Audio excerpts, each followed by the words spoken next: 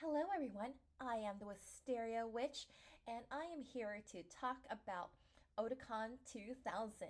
This is our weekly stream, Fansview Fridays, and basically we'll be talking about Otakon back in the year 2000. Looks like we have someone in the chat.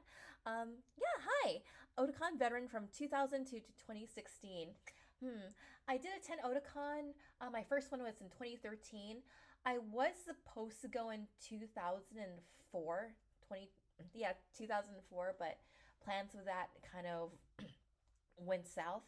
But yeah, let's talk some Otakon. So if this is your first time checking us out here on Fansview Fridays, because we know that Otakon is a major, major con, Fansview Fridays, this is our weekly tribute to the late Kevin Lillard. And for those of you who don't know, Kevin Lillard was a pioneer of anime convention blogging. He took photos of cosplayers, talked about guests of honor spotlights, and he really captured what it was like if you were at that convention. And one of the most innovative things he did during that time was he uploaded photos and stories from the convention as it was going on. So I could be here in my cottage looking at Otakon as it's happening, and I could read about who won the cosplay contest, guest of honor spotlights. A very innovative site for its time. Nowadays, you can just upload your photos to Instagram or whatever. But this was very revolutionary at the time because he was one of the first folks who used digital photography to capture guests, to capture vibes of conventions. So we do this every week, Fridays at 6 p.m. Pacific time on my Twitch channel. And I love it when people come here for the live version of it because you get to interact with me and talk about and like view all these photos, and we can like look back at Otakon or any other convention from this era all together. Yay, we have someone from the old school anime con Discord. Great to have you here. It's always cool to have like the old school of folks come in because I always love hearing your stories. I love hearing your insight. So yeah, glad to have folks from that Discord come here. All right, let's get started. Let's talk some Otakon. So Otakon, Baltimore, Maryland, August 4th through the 6th, 2000. Yasuyuki Ueda and Yoshitoshi Abe from Serial Experience Lane series were at Otakon. Otakon keeps its official page at this link. So let's briefly see what like the Otakon website looked like at the time if Web Archive has it. Do they? Otakon 2002. This is like what old convention websites look like back in the day. You had like all these tables. Yeah, I've heard of Plastic Tree. Yeah, so this focuses more on the 2002 data, not 2000.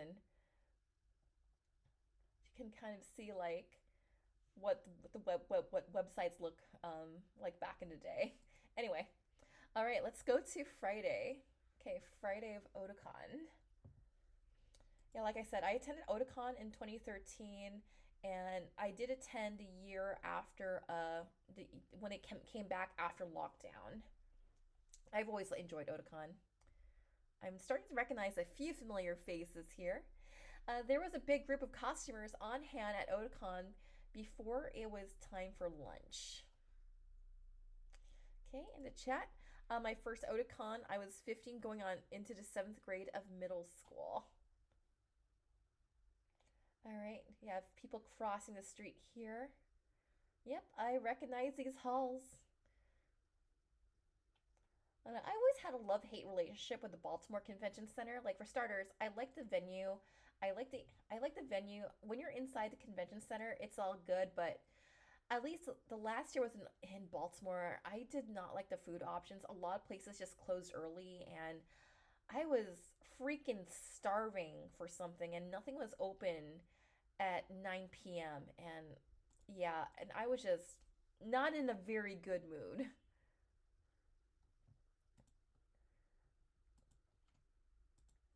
But I did like the hotels that I stayed at. I stayed at the main Hilton. I stayed at like it was a Marriott that was a little bit of a walk away. I recognize some of these cosplays and fandoms. There's Kenshin over there. More Kenshin. Misao from also from Kenshin.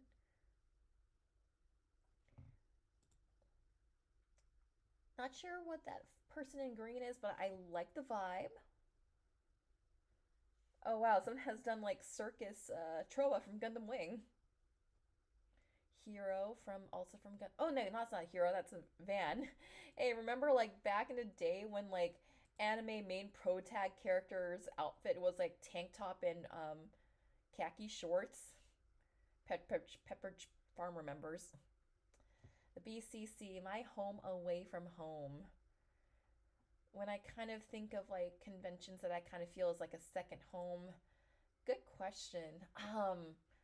I have a soft spot for the Long Beach Convention Center. I know that's not very loved by people who experience Anime Expo '01 and '02, but I have a soft spot for Anime Expo, like during the Long Beach era. Oh, it's a Miyaka and Tamahome. I love that.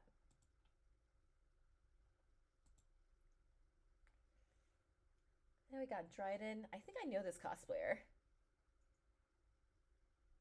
I do recall the fountains from that time period. We used to have some Sailor Moon meetups back then.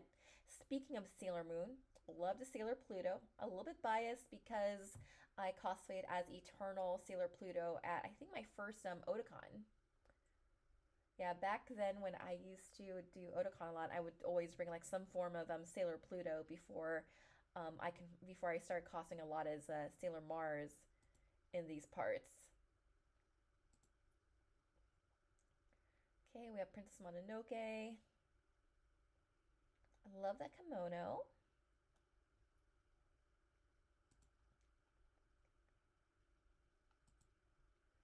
And remember, this was 2000. We barely had like resources to figure out cosplay, but we somehow did. Whether it was again getting a key pow dress from Chinatown, um, putting together something from Goodwill, just adding some bells and whistles to the outfit, or just kind of like just getting shiny satin from Joann's and just figuring it out from there with hot glue. All right, yeah. Grew up in the Baltimore area. Yeah, I've always heard good things about Otakon when I first started hearing about it. I remember like one of my friends, who I'm still good friends to this day, used to go to Otakon a lot, and he would just like nudge me, "You gotta do Otakon, you gotta do Otakon." Like, eventually I will, and then I did in 2013. Skip to almost like 12 years later.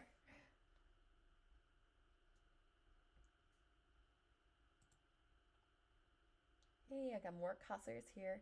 I know these two.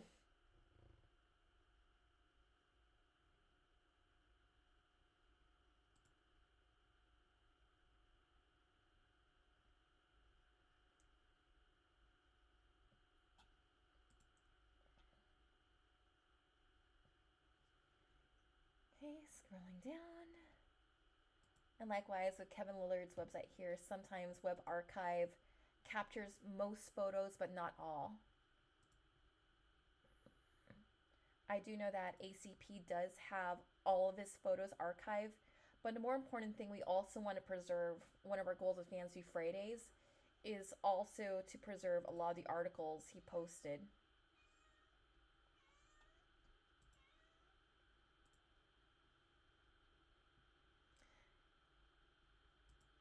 Yeah, sometimes it's just nice, like, yeah, like this is like back in the day. This is also part of my childhood too. Like, definitely the memories. It definitely does make you feel like a teen again.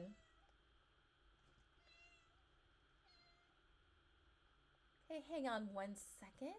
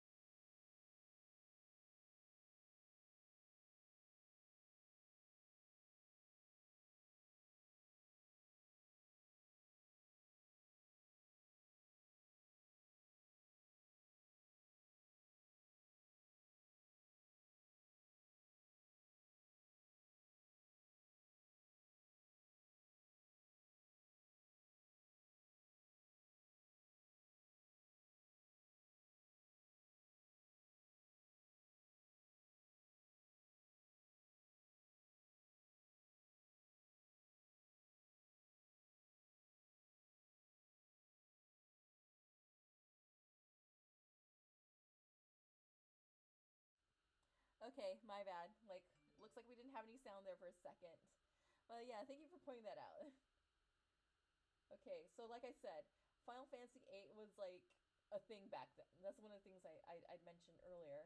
Didn't really mention much, but this is again. I also made commentary about like Utena cosplay being a huge thing. You also have like things that are just so timeless, like Studio Ghibli, Pokemon, Inuyasha, and it's just almost impossible to believe that we consider a series like that vintage, and you had people representing these series like back during this era of fandom. And some of these costumes, some of these fandoms, I don't recognize right off the bat. Okay, it looks like okay. We do have it looks like a Kuno.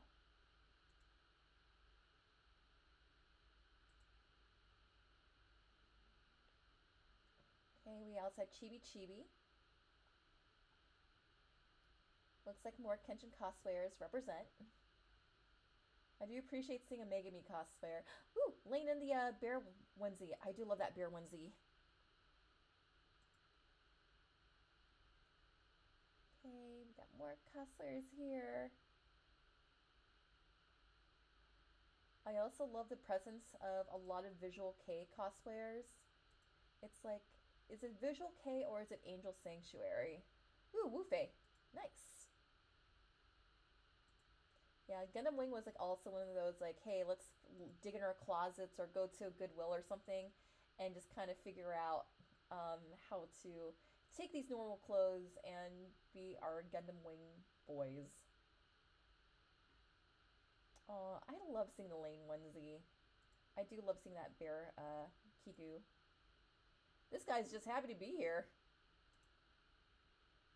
Got Sailor Saturn. Oh, Noriko and Tamahome. Scrolling through.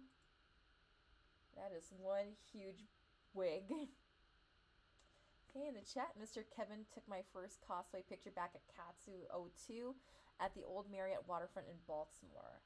I heard good things about that location because I actually did have a couple of friends who went to Katsu in '02. Had a lot of online friends back then. They're big. I had a lot of friends on the East Coast. To them, like the big conventions that they could travel and go to were Otakon, AWA, and Katsucon. So you had this nice even spread of like you had your spring con, you had your summer con, and then you had your autumn con. And in a way, like as much as I'm very happy that there's almost like events going on like every weekend in the United States, around the world, sometimes even two in a weekend in the same city. And I'm like, sometimes I just miss the days where you could just like have three major conventions like per season and you would just go all out at those events. And I honestly miss those days. But with the economy being what it is right now, I think I'm going to go back to that model of like plotting and planning conventions, just really choosing quality over quantity, because we are seeing an influx of a lot of these conventions that have voice actors as guests of honor, and there's not a lot in terms of programming, there's not a lot in terms of fan paneling. Okay, hang on one second. I need to check on my tea.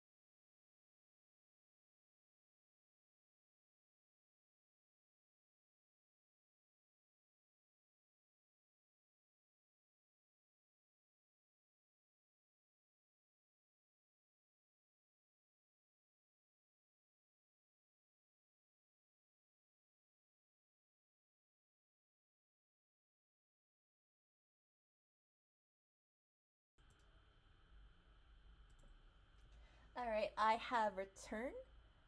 Oh, wait, hang on. All right, I have returned. All right, so let's take a look at more Friday costumers. Wow, Kevin was really busy just kind of like just capturing all these cosplayers on Friday. Because, like, this is like the third page of cosplay, and we haven't really seen any of his panel coverage yet. I, for one, am not complaining. Oh, is that Miki from Marmalade Boy? Marmalade Boy was a fun like WB style like series, but I'm like, okay, I just think I'm just one of those people like, okay, Marmalade Boy probably just overextended its stay. Like it did not need to be like what 80 episodes, 50 episodes. So I think there's a point in the story. There was a YouTuber that covered it very well. Well, like, it did not need that interesting addition to the story, brother and sister. Yeah. Do love that outfit though. Got Sailor Mercury. Scrolling down here. Oh, it's pretty Sammy. Oh, I do appreciate some Herlock. Oh my god, it is a Cabot.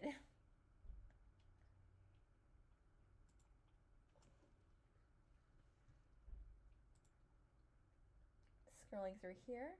That looks like Helios from Sailor Moon.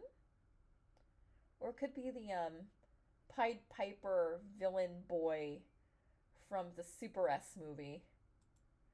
I tend to forget that movie exists.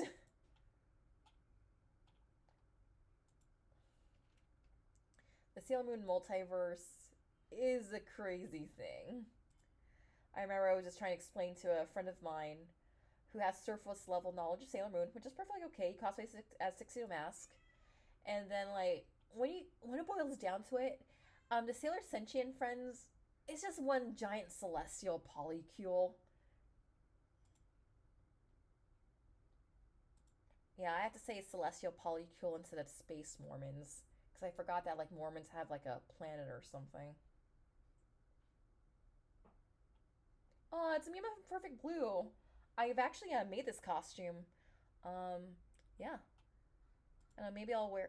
I've really wore Mima to. Maybe I'll wear her to AX. I don't know. I'll think about it. We have Hikaru. Oh, we have Misato. A lot of Slayers cosplay at this con too.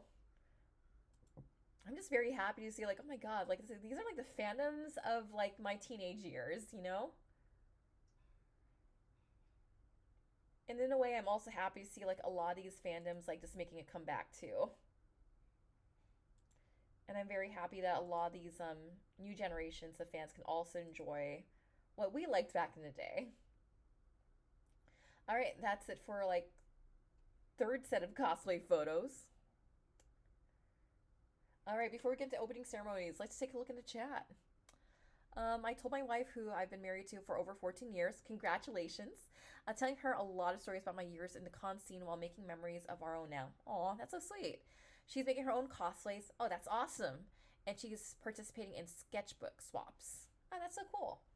All right, the convention welcomed a wide range of guests on Friday evening welcoming gala. Otakon's opening ceremonies began with the introduction of Yoshitoshi Abe, character designer for Stereo Experience Lane and the Nia Under 7 series. Next up was Yasuyuki Ueda, creator and producer of Lane and Nia Under 7, who was handy with a camera to document the crowd of anime fans. The Revolutionary Girl delegation followed, starting with Shinya Hayasagawa, character designer for the Utena TV series. It was followed by Kunihiku Ikuhara, Utena's originator, who had become familiar face with several anime convention appearances in 2000. Three people from the headquarters of Production IG had been scheduled to appear at Otakon, but the only one who made the trip, co-founder Mitsuhasa Ishikawa. Hiroaki Sakurai, the current king of cute in Japan, was next on stage. He's the director of the Digikaret series. Like, wow, who remembers Digikaret? I do. Hong Kong film star Simon Yam was the last of the Asian guests to be introduced. I love you all, he said. Steve Bennett of Studio Iron Cat is a constant presence at anime conventions. But voice actor Amanda Bonham is a newcomer to conventions after English language roles in Utena and Slayer's Next. Speaking of English, veteran fan Robert Finnelan didn't use that language in the ceremony, choosing to deliver a Space Cruiser Yamata speech in Japanese, which went untranslated. Animator Scott Fraser was on hand with mixed news on the Japanese anime industry. I should repeat, my apologies. Animator Jan Scott Fraser. My apologies. Excuse me. While Amy Howard was still planning to get married to her fiance, Dave the Third. Dave the Third, I like that. It's just like Lupin the Third. All right, let's see who else we got here. Yay, we got Komi. Welcome to our lovely mod, Komi. And we also have Chise. Oh man, I'm getting a lot of heat flashbacks just from seeing the Ka name. I know, right? And I think I've seen your face here, Chise. Oh yeah, R.I.P. Jan. Other guests of honor included artist Ian Kim, translator Neil Nadelman. Why does your name sound familiar, Neil? Online fan Steve Pearl, author and librarian Giles Portress, artist John Staden, and Maki Tarashima of the U.S. branch of Production IG. Finally came Jeff Thompson of video producer To Write Stuff, and artist Adam Warren, best known for the U.S. version of The Dirty Pair. And for those of you who are not familiar with Dirty Pair was the panty and stocking of its time. All right. Among the guests, oh yeah, I see Chise on here. Among those guests were the British rock band Boa, who spoke about their work on Friday afternoon. All right, we do have a story from Chise in the chat. Funny story, back in the day, Mom would literally be checking Fansview site a few times a day to see if I'm there or not, wearing one of my little outfits Grandma made. Aww. Boa has become known to anime fans as the Lane Band because of their song Duvet, which has become the opening song for the Serial Experience Lane series. People at Otakon got a rare treat when Boa made one of their rare North American concert appearances at the Baltimore event. On hand were the band members Love to Write drummer Lee Sullivan, singer Jasmine Rogers, keyboardist Paul Terrell, bassist Alex Card, and guitarist Steve Rogers. How did Duvet become the Lane theme? Friendship and artistry, Jasmine Rogers said. A representative of the band's producer was a friend of the Lane's producer, and he made the connection. The song's lyrics led to the decision, she noted, a child that was falling through the air. That was the way it was explained to me, she said. Lane was about a strange story of a child growing up too fast in a weird computerized world, and the storyline fits the humanistic nature of Boa's songs. It brings in the issues for teens and people in trouble, brings them right to the forefront, Jasmine Rogers said. I think the thing he, Lane's creator, added about the computers applies to people because of technology and the internet. Boa enjoys the intention that the Lane theme has drawn, but the group doesn't want to change its mission. We like animation, and we'd like to work with other animators, Terrell said, but we're strictly a band. Yeah, memories indeed. Boa then performed an energetic and artful concert on Friday evening. Let's see. Before cell phones and Wi-Fi, when you had to call home each night. Yeah, I remember back in the day, you would probably have to use like a, what was it, dial 1010-220, or like use phone cards if you wanted to make like long distance calls. Like we kind of had like a voice chat type thing, but you kind of had to sort of be a little bit, have some tech know-how to use it. It was called IP Party or iParty. Because that's when my friends and I used to do like a group voice chat back in the day. But of course, I was using a family computer, and that kind of made things a little bit awkward. Yep, my house actually had an 800 number specifically for this purpose. A phone company goof turned in our favor. Yep, 1010-220 or 1-800-CALL AT&T. Jan Scott Fraser has a mixed opinion on the future of anime. All right, let's hear it from Jan. This is how the future of anime changes, not with ink and paint, but with electrons. Animator Jan Scott Frazier guided a group of Otakon fans through the new wave of animation software and Friday packages such as Rita's Pro Suite. She demonstrated on the screen. Some of the packages take over from the old practice of drawing painting cells. Others create rendered three-dimensional shapes and backgrounds, and a few combined 2 and 3D elements. From a show of hands in the audience and from their questions, it was clear that the people at this Otakon panel were very familiar with the new techniques and wanted to become animators, while the old way of cell animation is on the way out. Frazier is worried that there could be trouble ahead for the Japanese animation industry. In short, the Japanese economy isn't recovering from its late 1990s slump. Animation studios are getting less money from the same amount of work they did a decade earlier, and the industry may be slowly strangling on the cash shortfall, Frazier feels. As a result, production houses are having a hard time switching to the new computer systems because they cannot afford the equipment. What if you need 40 computers? That's a lot of money, more money than you're making if you're using cells, Frazier said.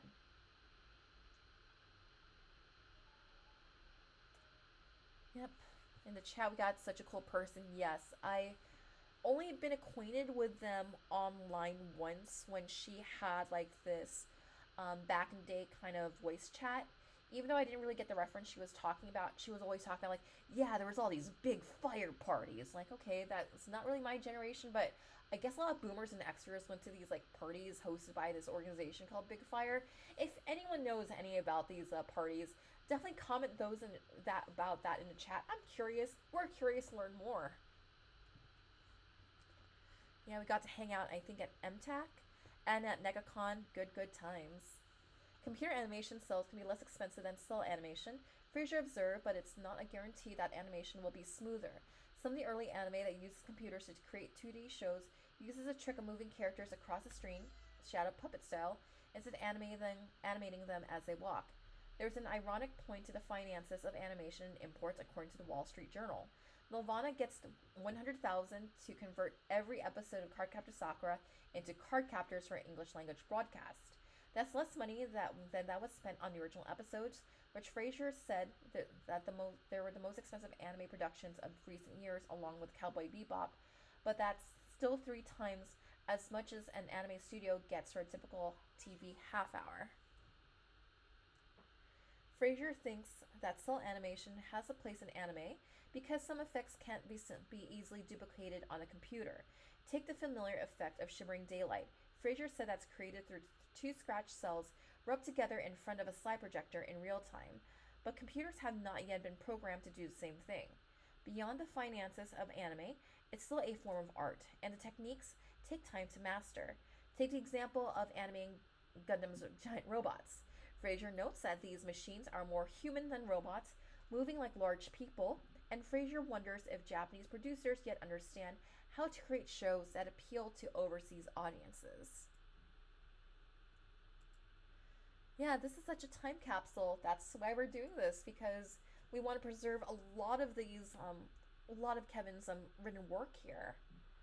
And as in a few years, we've been drawing in terrible computer digipaint stuff. Oh yes, so insufferable. Let's sigh. 1 decade ago, let's talk about web page design, and let's see who's here. I might notice some of these names. 1 decade ago, fans used the new desktop publishing programs, those they could afford, to create fanzines and spread the word about the shows they loved. In 5 years, the growth of the World Wide Web has all but eliminated the fanzine. Friday's group of website owners look at this part of the hobby that has generated thousands of pages. At the head of the table, we're left to right, Danny Hong, who has created an anime convention page, Jupe, aka Stephanie, who has a Rei Ayanami shrine, Alan Tyner, better known as Sailor Bacon, who lists the lyrics of anime songs, Mara, who has several sites which includes Sailor Moon material. Wait, is this a Mara I'm thinking about? Because there's a Mara that I know that's out in the Northeast.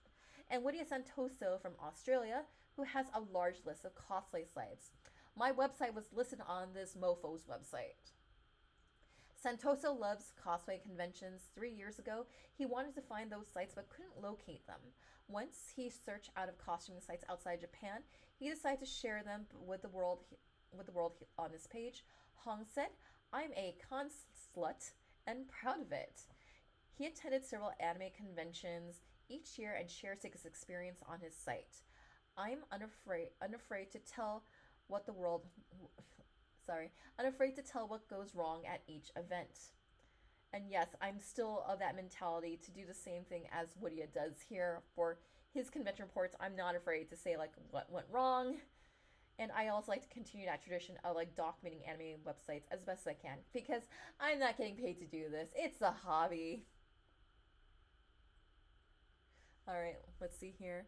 Purchasing passes for conventions were like 45 for 3 days. Those were the days. And you filled out a postcard with a check.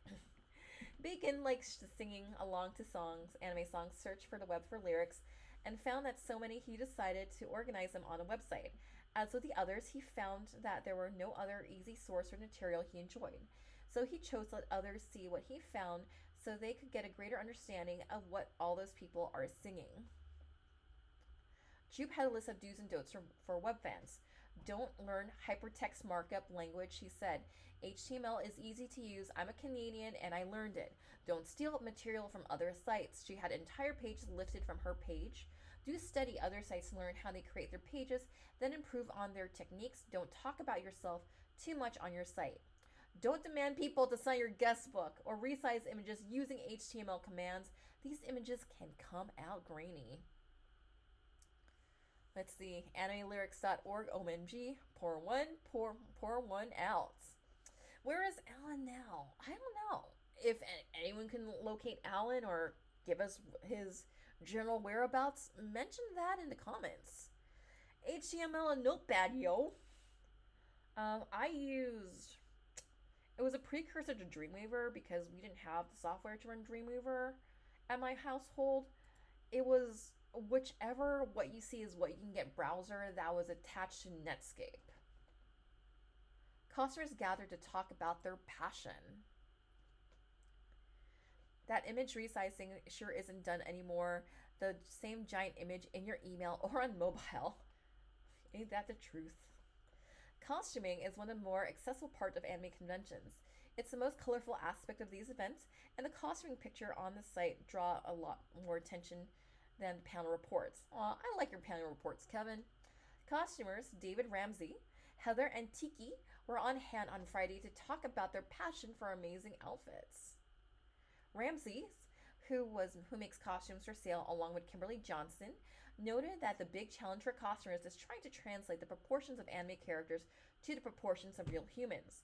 A lot of people don't have legs that start at the sternum, he said. When he judges a costume contest, he looks for the fine details of the costume to make sure it fits the wearer and if the costumer seems comfortable with the outfit and acts in character. Where do all these costumes come from? Some of the material is found in fabric stores and other parts from the odd thrift shops. The parts and pieces can be gathered from the out-of-the-way stores and others from items laying around the house and garage. Assembling these parts into a costume does take a lot of work and skill. The Cheshire Cat and Naga costumes have been built and rebuilt several times by their owners and were new for Otakon. Tiki recommends finding a place that offers sewing classes and getting a durable sewing machine that will hold up out under those long costume creation sessions. Some people in the anime fandom are bugged that fans dress up in costumes just to draw attention to themselves at conventions, and even Steve Bennett of Student Iron Cat noted at a panel that some Japanese guests are confounded by what they see. Ramses says that costuming should be done well, but it should always be done for fun for the person wearing the costume. Anyone who goes to a convention who is intent on winning a masquerade award won't get all the enjoyment they can get from the cosplay experience, he said.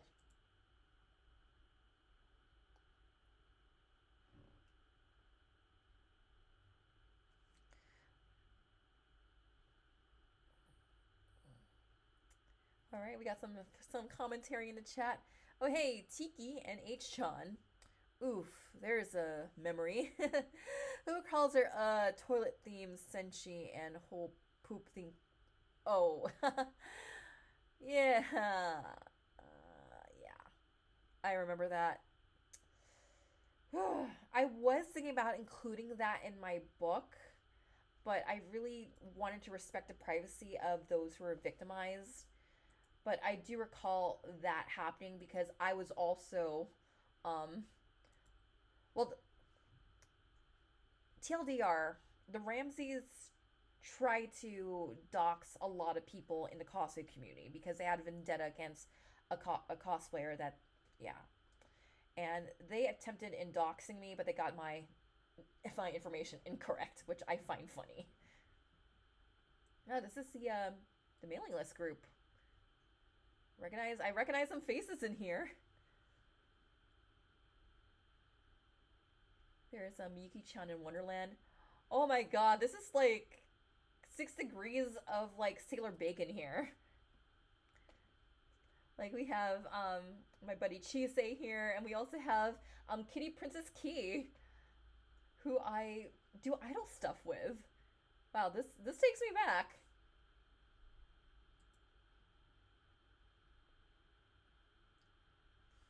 Yeah, R.I.P. Danny T.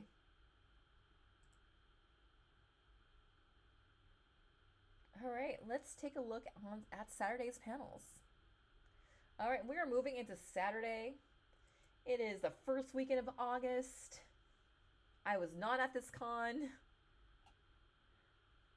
There were hundreds of costumers at Otakon on Saturday morning, and I believe it. Oh, there's Sakura. Take a look here. Yeah, Bebop was just really becoming a thing. Hey, remember when volunteers used to be called goofers? Gophers? I love that Lane cosplay. Wait a second. Is that Yaya Han?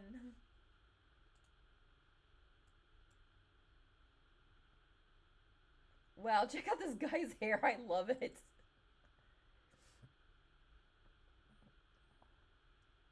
And let's see. In the chat, we got the cosplay mailing list. Yeah, that huge group there was the cosplay mailing list folks. When we were young, then we're old. Passing then. Sorry, when we are young, then we're old. Passing then passing on, like roses bloom and fade on life's highway. Lol, a friend's 2006 volunteer badge said goofer. Or if you want to go Gundam style, you can call them just goofs. If anyone gets my Gundam reference.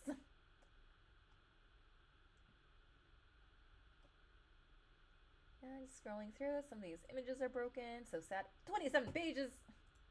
Well, that was the nature of like Kevin's site, because around this time, he was really upping his cosplay photography game by just really just taking like individual shots of cosplayers. But like I said, we'll try to see how much web archive save. But if you have access to American Cosplay Paradise, a lot of them archive a lot of his cosplays. But we'll just kind of get through what we have here. Aw. You have a Gundam Wing over there.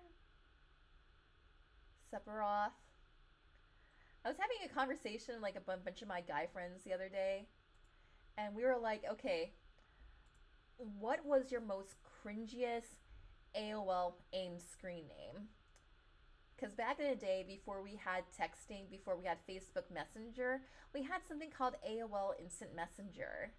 And we would park our butts right in front of our computers because we didn't have smartphones. And whomever was online were the friends that we would talk to. Because I was on AOL Instant Messenger, I was on ICQ, and if anyone was down, I was also on iParty. Oh, we got some. Yeah, Otakon 2000 had like a lot of visual K cosplays. I'm very impressed.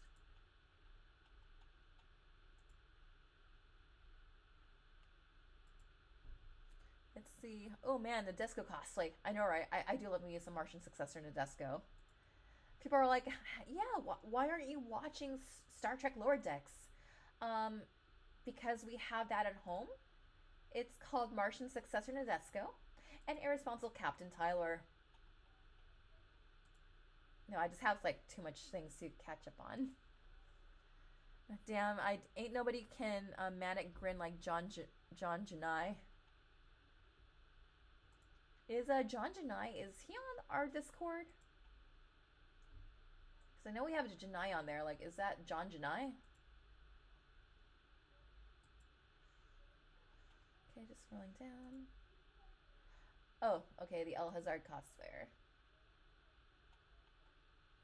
Yeah, I was wondering like if he's on our Discord because there is someone on our Discord for the old anime people Discord that goes by the name Janai. Apologize if I'm scrolling pretty fast here. We just have oh. Okay, I think that's we just dead ended for Saturday's cosplay photos. So sad. There's an overwhelming group of Saturday afternoon costumers. This is also a time period when Kevin Lillard also referred to cosplayers as costumers. I'm really loving like all the Utena cosplay I'm seeing. Quite a bit from the movie. And I recall not watching the movie until I want to say what year did I see the movie? I think I rented it sometime in like early 2000 because our Japanese video store had that available. And I watched the Utena movie like raw in Japanese. I mean, I knew the plotline going in because I had like a summary right in front of me. And I was just trying to figure out like, okay, what's going on here? Why did she turn into a car? How come the school looks a little bit different? How come Utena has a much more introverted kind of personality? Anthe has a lot more confidence, and she's kind of for lack of a better phrase, she's the top.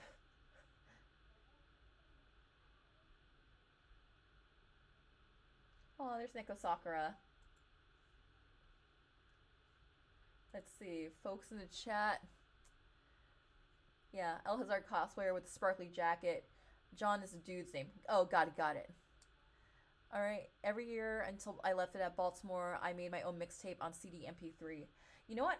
I do a lot of, I still make a lot of convention playlists. Like, the challenge would be, what are like the non-anime songs that describe my convention experience the best? So if we're in 2000, I was at Anime Expo about a month before. So at Anime Expo 2000, on that playlist I have for that con, Don't Rain on My Parade from Funny Girl, Walk Me Home by Mandy Moore, Manic Monday by the Bangles. I'm trying to think what else. Bonsai by Misa, not to be confused with Misia. I also had Glamorous Life by Sheila E. Yeah, even to this day, I still make convention playlists of like the convention soundtrack. And you best bet that Anime Expo is going to be K-pop-tastic because, hi, I just watched K-pop Demon Hunters. And it is better than it has any right to be. And since we're talking about that era, if you guys seen K-pop Demon Hunters, I would love to see a prequel movie that details the Starlight Sisters, Rumi's origins, and also I want to hear some late 90s Y2K K-pop in there because, hey guys, who remembers Boa Kwan? Oh, that's a cute outfit. We got Kyo Kusanagi. I might know this Kyo.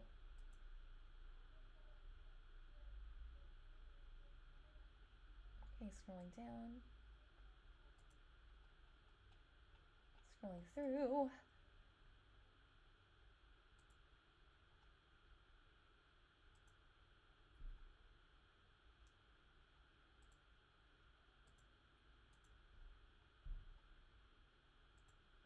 Okay, looks like we're almost dead ending it. Alright, looks like we kind of dead end here. Okay, in the chat, I see a Val and a Hex, and me dying of heat. Oh man, this reminds me of a funny thing of this con. Me and a friend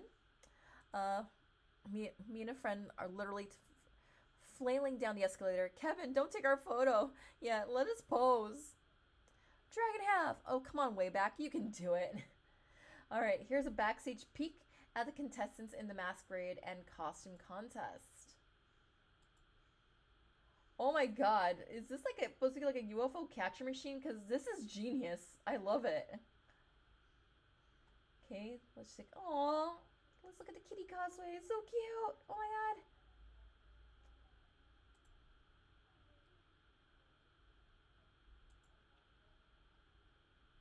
god. We got a galley. That's so awesome.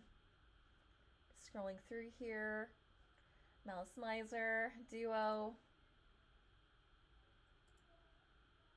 Team Rocket. Love the hodgepodge of fandoms being represented here. Makes me happy seeing like the mix of different fandoms. I do appreciate seeing some old school Sailor Moon cosplays. Do appreciate seeing some old school Malice Miser cosplays. Well, some amazing excellent ooh la la. I know, right?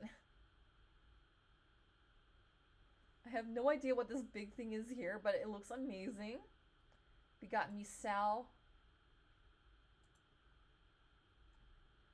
Alright. Giant sword. Where's his face?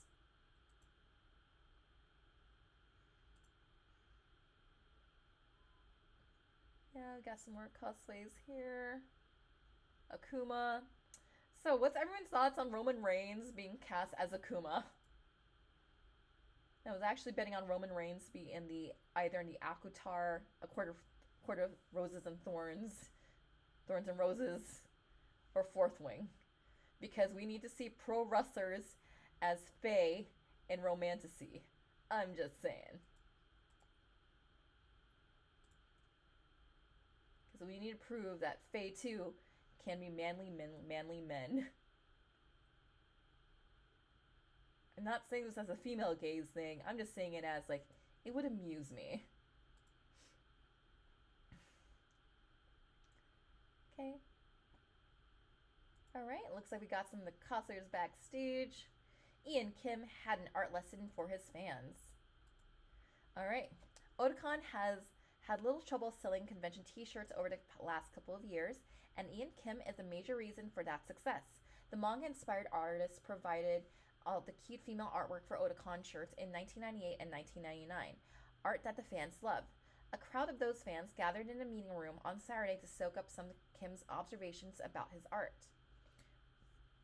Kim spoke about eyes, ears, and hands.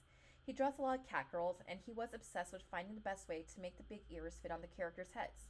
Kim demonstrated the way that subtle eye lines can make a character look angry, depressed, or downcast. And hands may be the toughest body part to draw, he said. If anything else fails, Kim uses his own hands as models for the hands he draws for his characters. There's only one main character in my comics. I'm not obsessed with drawing girls. It's that I choose not to draw guys, Kim said to a chorus of laughs from the audience. He then demonstrated how to draw a female figure, starting with the head, the double triangular layout of the collarbones in the bosom, and the curves on the back and legs. My characters are tending to get a little skinnier, Kim noted. Manga and comics figures are most interesting when they're moving, and Kim recommends that aspiring artists don't just think about any old pose. Think about what your character is like. If he's lazy and slouches a lot, if he's evil, he has big hulking shoulder muscles. Kim admits he doesn't get every pose and portion correct in his first draft. His eraser gets a workout when he lays out a page and its panels. Alright. Costumers presented a study in wire and foam. Alright, let's see if we know who these presenters are. Battens of cloth and sewing machines get all the glory when costumes are admired at an anime convention. However, staying in the background and helping support the entire show is ordinary humble wire. Some of the most impressive costumes at conventions are constructed with wire frames. Heather and Tiki let in a room of costumers on the secret ingredient. Rolls of 16-gauge steel and aluminum wire that shape costumes and hold up object that seems to be made solely from cloth. For example, the Doug Finn costume from Dragon Half Skip presented at CatCon 1999 Tiki showed costumers how it was made. The head was shaped from wire, looped and bound to make the frame, and overlaid with foam and cloth.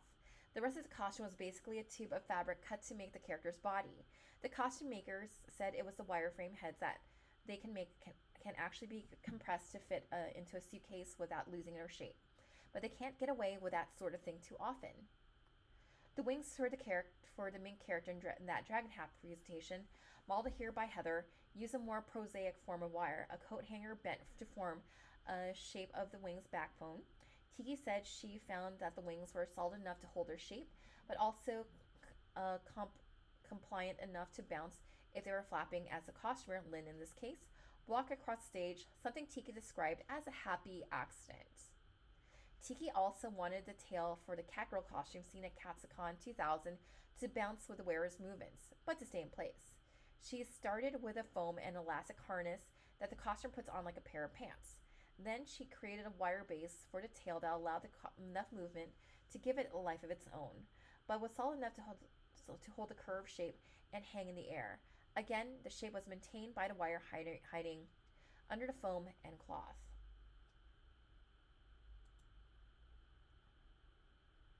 All right, in the chat. Yeah, the masquerade back then, before needing to submit video and audio to pre-approvals months in advance. Amen to that. Yeah, what I liked about anime cons back in the day, the masquerade was just like a wild west of like whatever you could come up at the last minutes.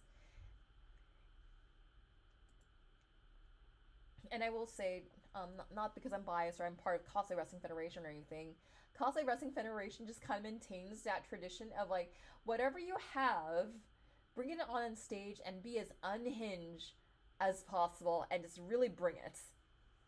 On Saturday, a fan at the Serial Experiments Lane panel asked two key figures in the series if the image of a wire-wrapped lane was meant to represent a womb of technology. The answer was to much audience delight was yes.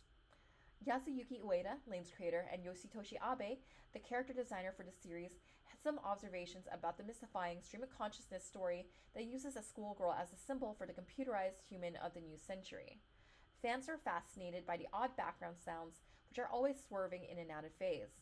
Ueda said that they sound engineers for that series creating a background sound palette, which they use in all episodes. He also said that Lane's director chose the red and black color scheme because he wanted to show that the wired world is in the shadows. When a fan mentioned a scene in Lane in her classroom, she sees smoke rising from her fingertips. Ueda first joked that it's a given in Japanese high school, then it's a way of showing Lane's separation from conventional reality. Everyone has their own reality. Just because I want you to feel a certain way doesn't mean you'll agree, said Ueda. Dave Fleming, who translated Lane into English, added that the smoke is also a common hallucination for psychotic patients. Ueda made some of the fascinating observations in the series, and all the more profound because Otakon is held by coincidence on the anniversary of the second atomic bombing of Japan. I find American culture very interesting, but there's some things I don't understand. There's the feeling that there are some taboo subjects. For many countries, World War II has left a lot of scars. As for Japan, this generation has forgotten about the war. They really don't look back. My grandparents died in the atomic bombing, and I don't feel any hatred or regret. Basically, I just want to keep going forward.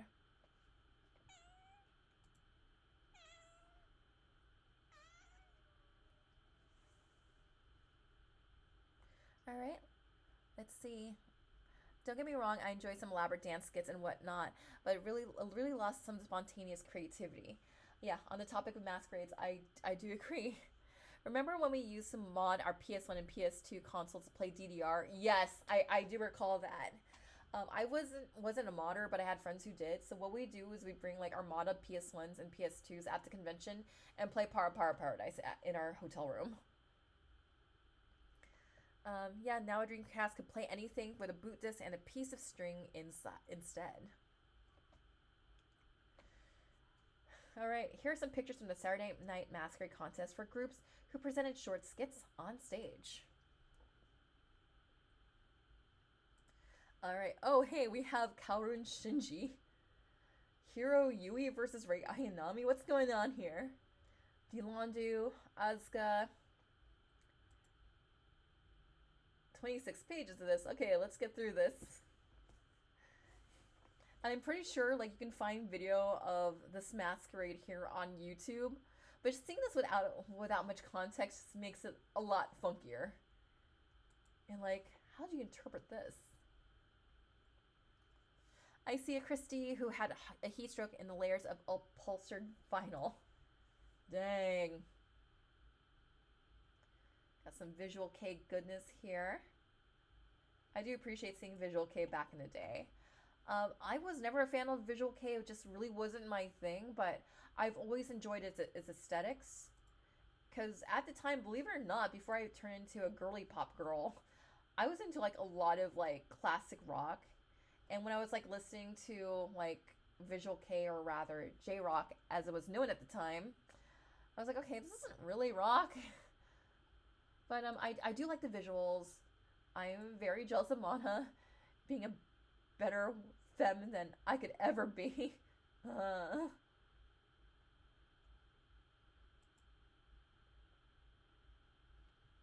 Yes, Visual K was the pipeline to Gosuloli. I do recall that because I remember my buddy I forgot what their cosplay name was, but they used to cosplay like a lot. Oh hey, it's a slam dunk. Oh jeez, check out these moves. Dang.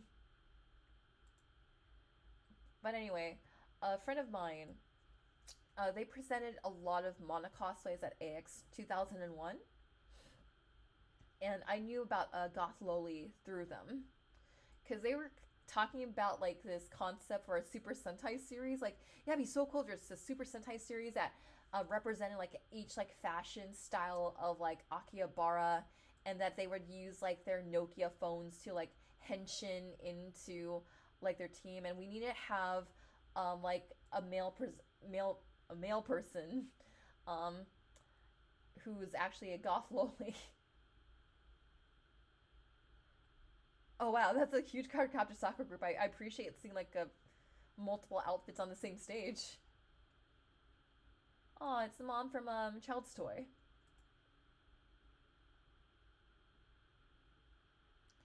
Yeah, buying anime and video game soundtracks and on CDs in exhibit hall, or as we call it, the dealer's room.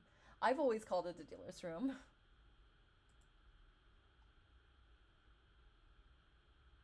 And then finding out they were Sun-made bootleg. Yeah, I remember we had a Mitsuba marketplace. It was known as Johan. Oh man, uh, back in my day, um, they sounded like a lot of Sun-made bootlegs, and I wasn't aware that they were bootlegs, but they sounded fine. But I didn't know. And then all my initial D discs were legit and so much money. Yep. Okay, we got some more photos from the costume contest. But the Chrono Cross box is worth it. And they had like fine little booklets and whatnot. My copy of BAMG 1 OST is a legitimate, by the way. I think like the only legitimate CD I ever owned was a Sailor Moon like piano covers CD, and it was like $40, and that is in like 1996 money. So yeah, do the conversion right there.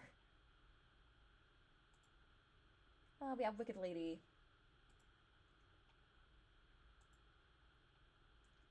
Anytime I'm at Otakon, I have to refer to the character as Wicked Lady, because if I say Black Lady at Otakon, that might create some confusion.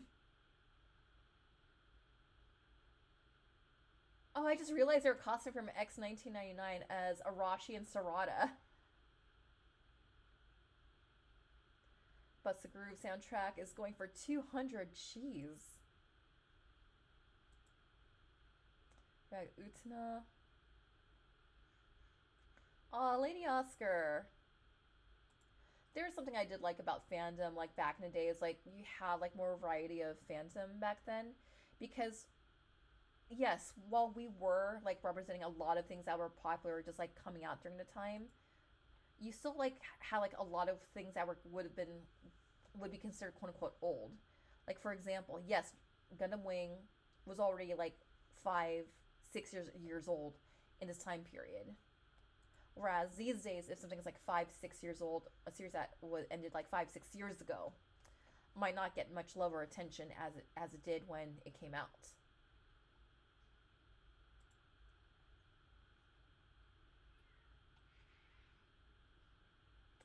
Okay, these performers and creators won awards. All right, let's take a look at the award winners. Yep. Masquerade Contest Best Skit. Scrolling through here. It looks like it was a Cardcaptor Army, because I do see people in like military fatigues. Second place went to this Rei Ayanami and friends. Looks like we've got D Landau and we have Hiro Yui. Third place looks like it went to this motley crew of Final Fantasy VII folks. Fourth place looks like it went to the Slam Dunk team here. Fifth place, not quite sure what this is, but the kimono is fire.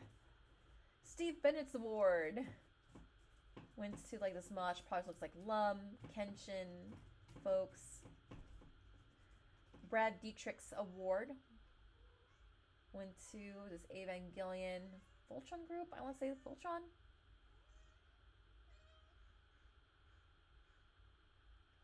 Let's see. The awards. Blade of the Immortal? I sadly didn't place in any Otakon cosplay contest. Heather McCollum's award. And Jeff Thompson's award is Male Misty. And for craftsmanship, let's take a look-see here. I do appreciate that UFO catcher got something. Best portrayal of the character. She does have that Arashi kind of attitude. I love the red uniforms from X1999. I actually wanted to cosplay as Karen Kasumi from that set, but I don't know if I could pull off Karen Kasumi like back when I did when I was in my 20s. Lady Oscar won for honorable mention for attention to accessories and details. Steve Bennett's award went to Sailor Mercury. Jeff Thompson strikes again with another award of his. Brad Dietrich's award went to this guy right here. Let's see. Yep, Blade of Immortal. Ooh, wow, Rob Lance. Steve Areno. And Heather McCollum's award. Character designers told how they give emotions to lines on a piece of paper. A few lines on a piece of paper can express more emotion than pages of text. Cartooning has its own grammar and anime character design, despite coming from an Asian language and culture, has shown in universal appeal. Character designers Yoshitoshi Abe and Shinya Hasegawa talked about their work on an Otakon panel on Saturday. Abe, the man who designed the characters for Serial Experiments Lane, made his work sound more like a business transaction than a work of art. I just drew a lot of characters and brought them to a production meeting, and the writer decided what character fit with their story. Abe told an Otakon panel on Saturday. We reached convergence early in the process of creating Lane, but when Abe was asked more by fans about the characters, he let out the main idea behind the design of the lead character. The creators of the series wanted Lane to have an asymmetric look to represent the way she drifts between the real and wired worlds. Hasegawa, designer of the characters for the animated Revolution Girl Utena, said he wanted to improve his art, so he worked for an entire year to refine his drawing skill. The experience showed him that education can only go so far. The techniques you learn aren't applicable to work. Your own sensibilities are more important when it comes to drawing. Ironically, Abe had a similar story. After high school, I was a bum for a while, he said. Abe was a graduate student at a Japanese university when he got the job to create Lane characters. Anime creators can consider the number of cosplayers based on their series to be a sign of support, but Abe looks at it from a different angle, one fitting person involved in Lane's oddities. One fitting a person involved in Lane's oddities. That's rather embarrassing, Abe revealed. I did my characters with a three-dimensional perspective in mind, but the back of the characters were never published, so the cosplayers had to be creative with those hidden sides. Hasegawa enjoys Utena cosplayers. I'm glad to see the costumers are faithful to the details. I like to see the American cosplayers go over to Japan. Yes, pay us to do it. Alright, last day, Sunday. We found the Sunday costumers at Otakon. 6 pages. Alright. Looks like we got the Blade of the Immortal, folks. I've never actually seen that anime.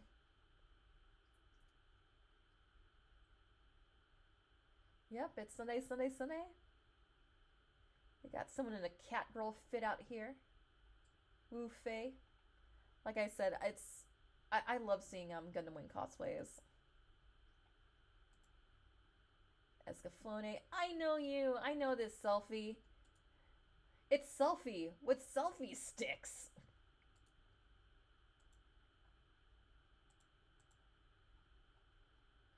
Okay, we have Johnny Bravo.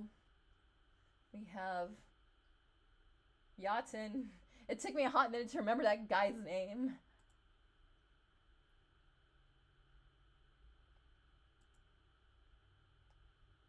Okay, we have Shampoo. Scrolling thing.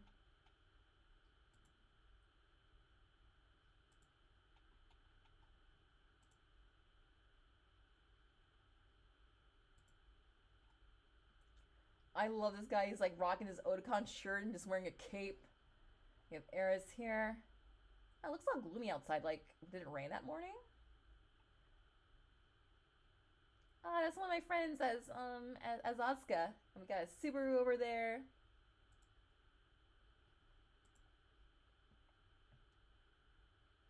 Let's see, scrolling through.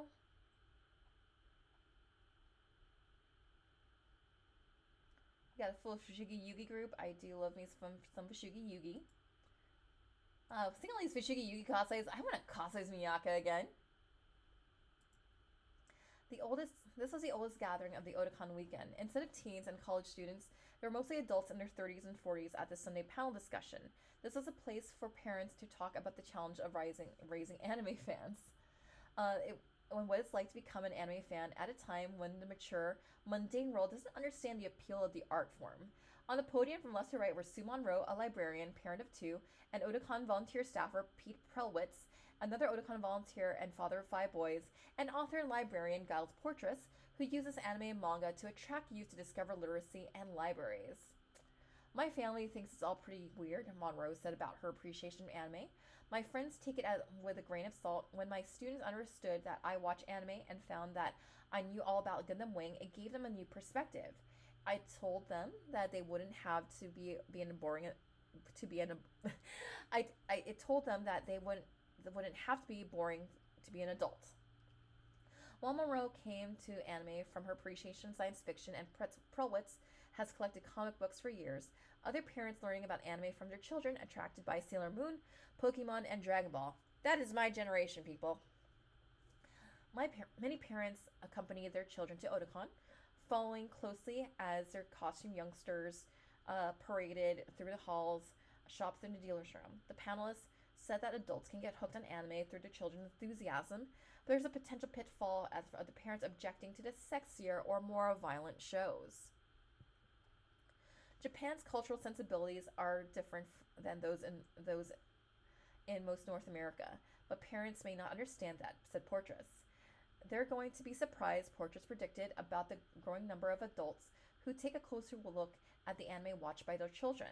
He pointed to the Crayon Shin-chan series, popular in Japan, about a lecherous young boy who pulls on women's underwear and has trouble keeping his pants on. My brother? That series is much more comedic in the comedic spirit of South Park, which has been criticized by some reviewers as going too far with its humor.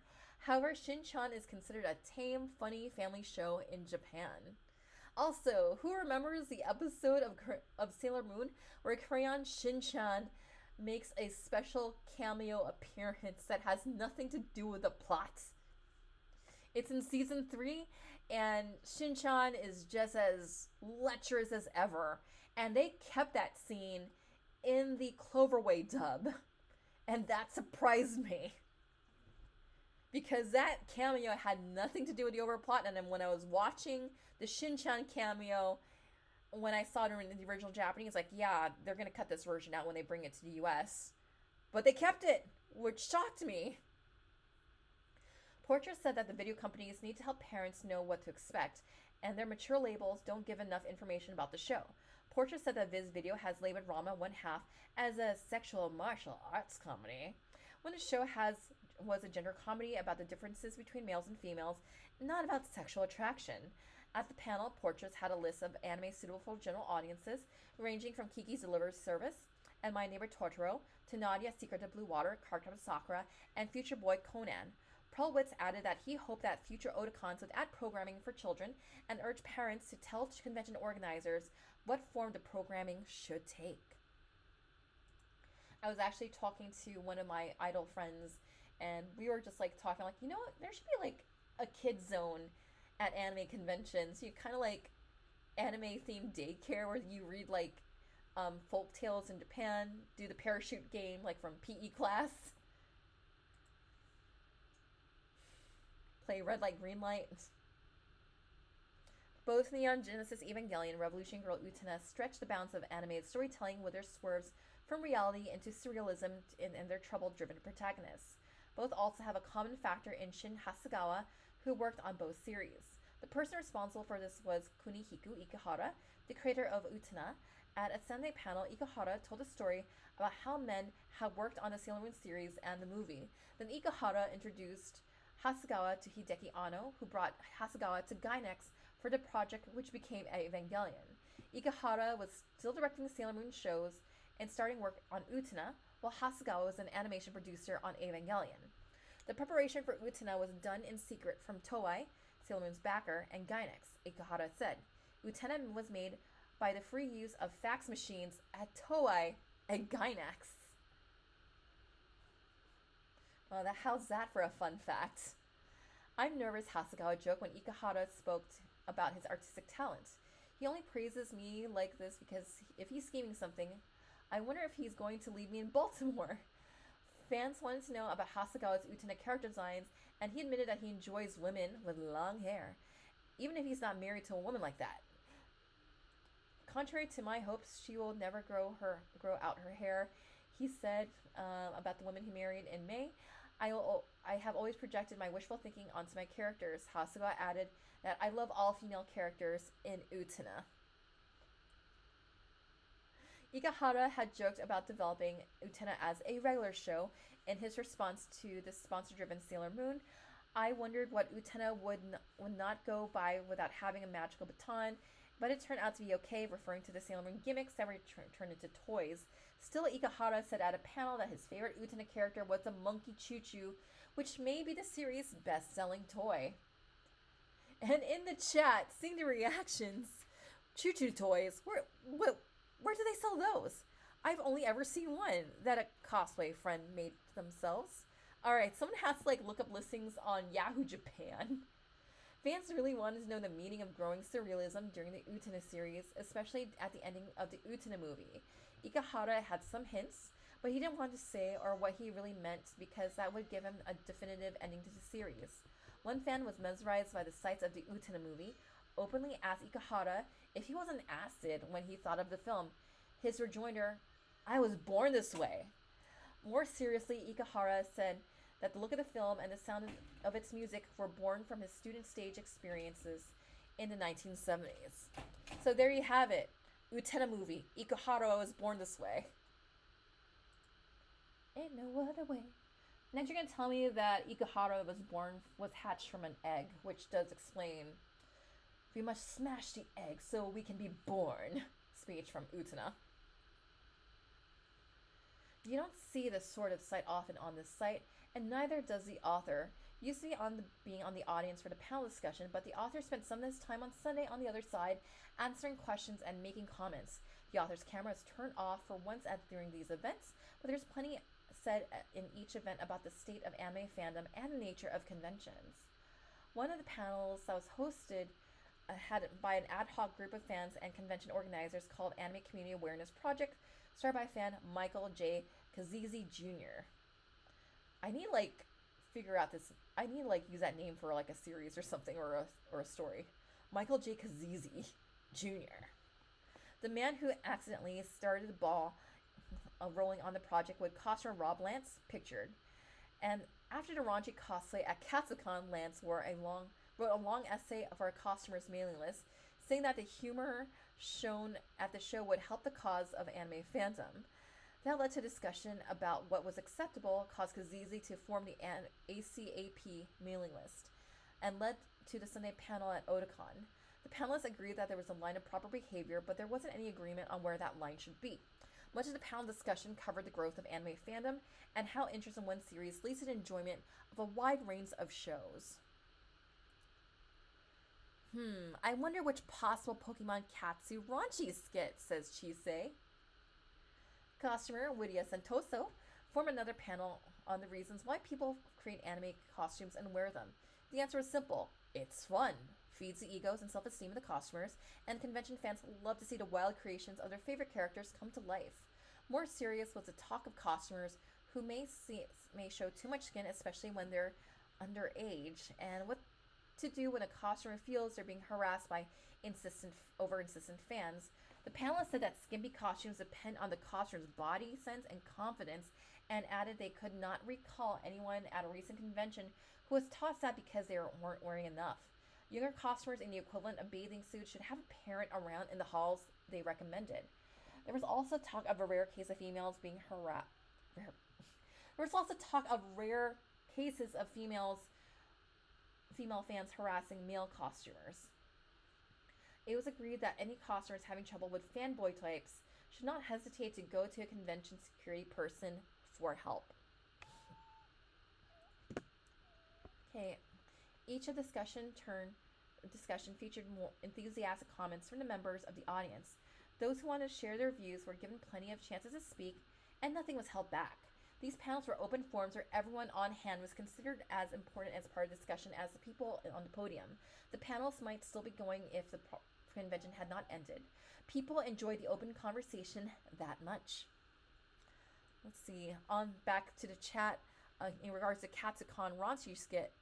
That made the MC need to just take a minute. Alright, now we're getting into Kevin's final thoughts. The author has an explanation and an apology for the weekend on the website. Oh, Kevin, what do you need to apologize for? We love you. On Saturday of the Otakon weekend, the author paused to contemplate his work. He was spending more time than ever in the halls, rushing from level to level of the Baltimore Convention Center, asking costumers if he could take their pictures. Over time, he decided to head to a panel discussion. He was sidetracked by another flash of bright colors in the distance and another amazing outfit to see. Should he resume his disciplined plan to hear panels, or should he stay in the hall to get pictures of costumers? The author stayed in the halls to get more pictures. There was no costume convention for anime characters only, but Otakon came as close as you're going to get. As an intense costume experience as Anime Expo was, Otakon was even more engrossing. The site posted around 1,000 costume pictures from the halls and the Saturday night masquerade, more costume pictures from one event than the total number of pictures from any other convention in the last 3 years. There are still panels and other events to attend, and the highlights of what the author thought were the most interesting panels had been posted on this page. The number of costumers at a convention is the best measure of youthful enthusiasm at an event. People don't go to the trouble of making those costumes unless they really want to do that. There's no way that the costumers can justify the time and effort unless they like the work and enjoy the reaction of the fans. There's also no doubt that the fans love the costumes. The most popular part of this site after every convention are the costuming pictures. In 1999, Yoko Kanno and Mari Ujima were the biggest stars of Otakon. Despite the appearance of Boa and the key figures of Lane and Uta in the series, the biggest stars of Otakon 2000 were the costumes, and by extension, the 7,500 fans who packed the convention center for 3 days. The author loves these conventions and considers it a delightful duty to share the joy with the world. If only everything had been done properly all weekend by the author. There's nothing more worse than it's late at night after a long day and you think you've accomplished something special, only to learn that you've only accomplished something stupid. That's what happened to the author on this site on Saturday of Otakon weekend. He spent the day uploading hundreds of pictures of fans in costume and stories on artists, but no one who accessed this site could see the pictures or stories. It was the author's fault and a major mistake that frustrated the people who depend on the site to learn about conventions, and the error would have continued much longer if it wasn't for two visitors who had sent messages that called the attention to the blunder. In short, many aspects of the site were designed in long in advance, including weekly index pages. Those pages were set up to link visitors to the Otakon reports. Of course, however, the author made some changes to the site's directory structure after those index pages were designed, and the author never updated the hyperlinks on the index page. So for all of Saturday, people who wanted to see the sites of Otakon reached an old template page instead, and the page led to nowhere. It was frustrating and unhappy for visitors who had their hearts set on seeing the hundreds of costumes and learning more about Otakon, about the series highlighted at Otakon. Around midnight Saturday, returning to his hotel room after taking 800 pictures at the costume contest, the author checked his email, read the warning message about the problem, and thought the messages must have been wrong. Sadly, they weren't. The author deeply apologizes for the error. He'll take an extra care in the future to make sure it is not repeated.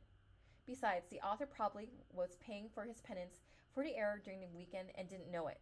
Several people emailed the author over the weekend and asked him to pass along the message to friends at the convention. One husband wanted his wife to know he missed her, a second person wanted a friend to know where his costume was, and the third person was worried because a friend had not called home. She was located safe and sound at the convention, but late because of a delayed flight. The author was glad that these people trusted him enough to pass along the messages. Much post-convention talk dealt with the length of lines for the dealer's room and the size of that room. The lines were too long and the room was too small. The comments went. Ironically, from the author's observation, the dealer's room was larger in 2000 than in 1999, but it wasn't large enough for some fans. To explain, the east wing of the Baltimore Convention Center has 4 large ground level halls. 3 of those halls were used by Otakon in 1999, and all 4 were in 2000.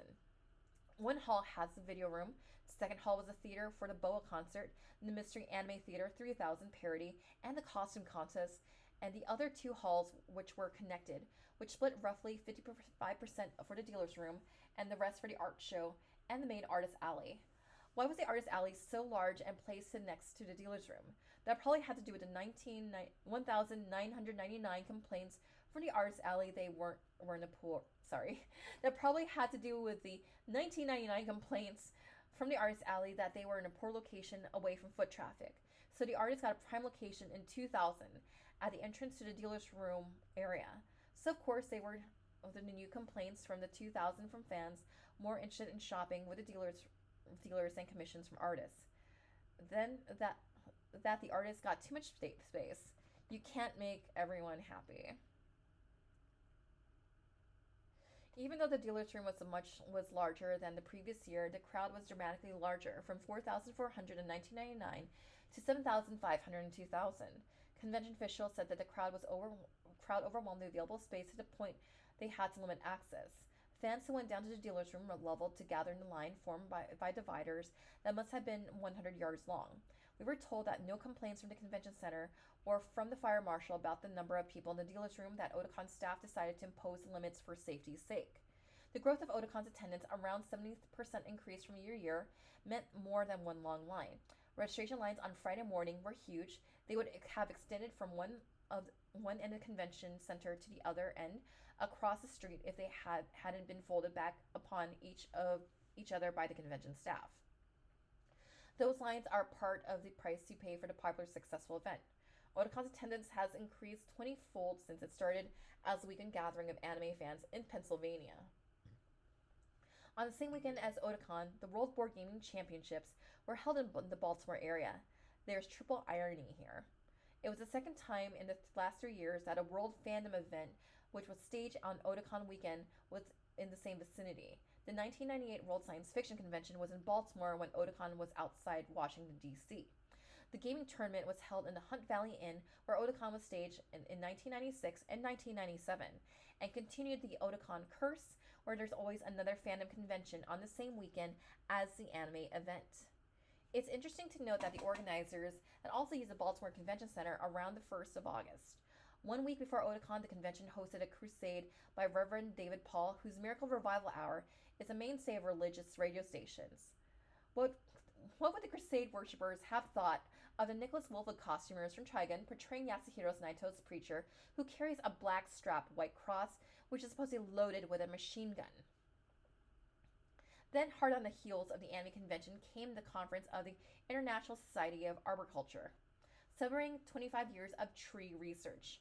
Remember the charity auction that got so much attention at Anime Expo? The Tree Society had their own charity auction, advancing the tree care profession on the day after Otakon.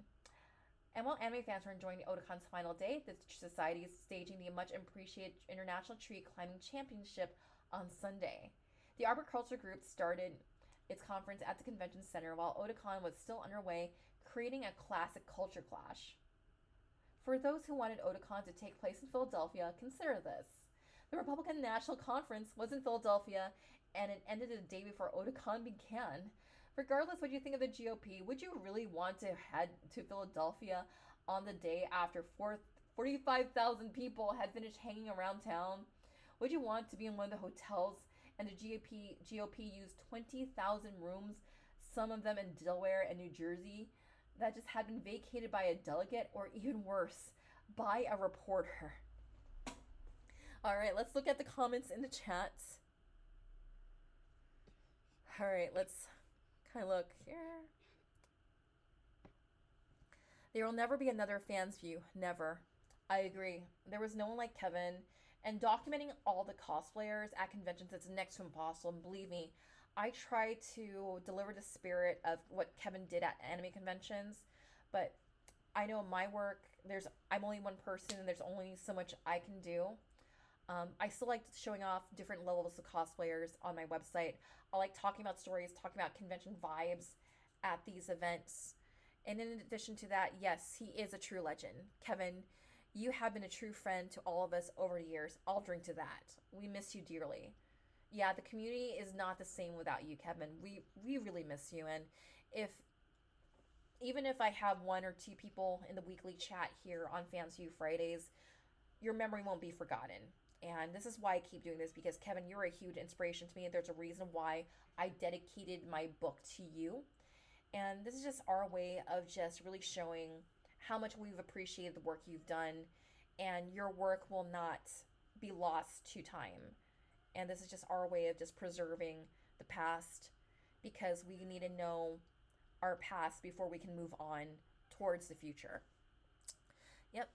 Back when you dump things on mass via FTP. Yeah, I remember getting the WS FTP client and then selecting all your files and then uploading it to this FTP server thing when I used to be on when I was on Dreamweaver. I remember having to explain what FTP is at an anime convention during one of my panels. Yeah, think of it as Google Drive, but you kind of have to enter everything manually. Cough, that one story sounds familiar. Haha, pour one out for the years down the line and a baseball game next door with the rudest people. Pour for our cosplay sanity. And with that said, you could also purchase my book, The Fangirl Diaries. It is available on Amazon, bookshop.org, and most major book places. If I'm at a convention, I'm more than happy to sign your copy of a book. If you're close to a convention, if you staff a convention, let them know I'm interested in being an industry guest. I'm more than happy to be an industry guest speaker. I'm more than happy to run panels, judge cosplay contests on performance. More than happy to contribute my 20 years of experience to anime conventions and just really talk about this time period, because we really need more of us fandom historians out there, because I don't think a lot of the young people these days understand how good they have it, because it's just easy to just go on RetroCrush and watch Magic Knight Ray Earth, whereas I had to wait a few weeks to get my Magic Knight Ray Earth on tape. Back in my day, we traded tapes, we sent money orders, or if you were risky, sent cash to strangers online to get fansub VHS tapes that had our favorite anime or anime we wanted to see, and sometimes we would make me wait maybe 2-3 weeks to get tapes in decent quality. Ah, yes. Back in my day with fan subs. And that's the way it was, and we liked it. I'm from that one friend in the AOL chat room. Yeah, old AIM names. Mine was Dearest V-Chan. Yeah, Dearest because of Inuyasha reasons. Anyway, with that said, yep, a word from our sponsors, Petals and Poison. Yeah, I did Yahoo Messenger, but I didn't have a lot of friends on Yahoo Messenger, so I didn't really use it. But like back in my day, I was more of an AOL Instant Messenger girly, and I was an ICQ girly. All right, with that said, thank you so much for tuning in on Fansview Fridays. We appreciate having you here, supporting our channel, supporting our broadcast. If you haven't, definitely consider being a subscriber to our Twitch channel. Keep supporting what we're doing because this is a labor of love. I do this for free, but if you want to continue to support what we do, consider being a subscriber, or you could also make a one-time donation over at our Ko-Fi link in description. Thank you so much for tuning in. There's a cat who wants my attention, and her name is Karma. So with that said, thank you so much for tuning in, supporting Fansview Fridays. Definitely look in the description to learn to get a copy of my book, support our channel. And with that said, thank you so much for joining me in my virtual cottage. And we'll be back in 2 weeks because guess what? I got Anime Expo next Friday.